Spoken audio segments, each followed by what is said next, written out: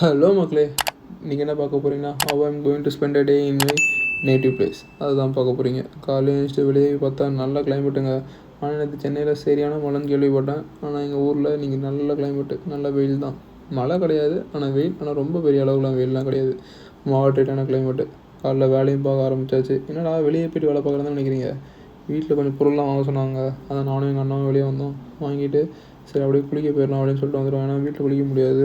வீட்டில் கொஞ்சம் அந்த இதெல்லாம் நடந்துகிட்ருக்கா ஃபார்மாலிட்டிஸ்லாம். ஸோ வெளியே போய்ட்டு குளிச்சுட்டு வர சொன்னாங்க. குளிச்சுட்டு வந்துட்டு அதுக்கப்புறம் நாங்கள் இன்னும் நிறைய ஃபார்மாலிட்டிஸ்லாம் இருந்துச்சு. ஸோ அதான் குளிக்க வந்துவிட்டோம். இவனுங்க என்னன்னா ஃபோனை பார்த்துட்டே இருந்தானுங்க. சரி நம்ம ஒரு வீடியோ எடுப்போம் அப்படின்னு சொல்லிட்டு நான் ஸ்டார்ட் பண்ணிட்டேன். சும்மா ஆட் ஸ்டைல்லாம் பண்ணிவிட்டு இவனுங்க கூப்பிட்டா இவனும் வரவும் மாட்டேங்கிறானுங்க. டே டைம் ஆகுதுடா, எனக்கு ஆஃபீஸ் வர இருக்குன்னு சொன்னால் எவனும் வரவும் மாட்டேங்கிறான். இவன் வேறு பிஸியாக ஃபோனை பார்த்துட்டே இருக்கான். இவன் சொந்த கதை சோக கதைலாம் பேசிகிட்டு இருந்தான். இப்போ தான் டே கிளம்பலான்டா, போய் குளிச்சுட்டு சீக்கிரம் வந்தால் சீக்கிரம் வீட்டுக்கு போகலாம் அப்படின்னு சொன்னால் வரவும் மாட்டேங்கிறான். நானும் இவனும் ஒரு செல்ஃபி எடுத்துகிட்டு இருந்தோம்.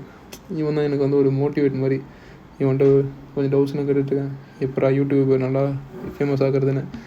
இதை நீங்கள் சென்னையில் வந்து காசு கொடுத்து தானே போனீங்க ஃபுட் தெரப்பின்னு. எங்கள் ஊரில் வாங்கினா ஃப்ரீயாகவே உங்களுக்கு பண்ணாங்க. உண்மையிலே சொல்கிறேன். குளத்துல போய்ட்டு காலை வச்சிங்கனாலே போதும், மீன் அதுவாக வந்து கிடைக்கும். இதுதான் எங்கள் ஊர், சொர்க்கங்க. உண்மையிலே சொல்கிறேன். என்ன ஒன்று என்னால் ஃபுல்லாக நிற்க முடியல.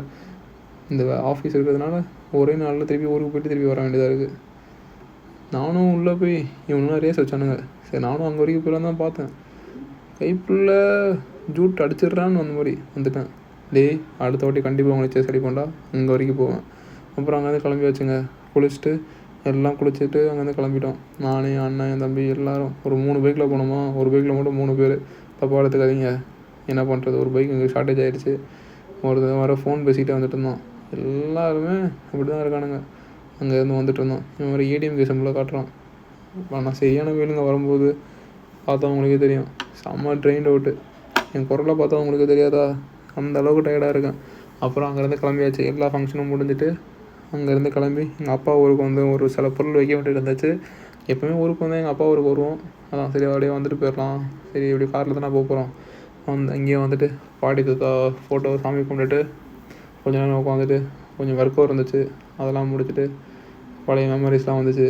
ஒரு செல்ஃபி வீடியோ எடுக்கும்போது சரி என்னடா வந்தால் ஒரு 10 நாள்லாம் ஊரில் நிற்போம், என்ன உடனே கிளம்ப வேண்டியதாக இருக்குது. இதாங்க பெரிய பையனாடியில் இதான் பிரச்சனை.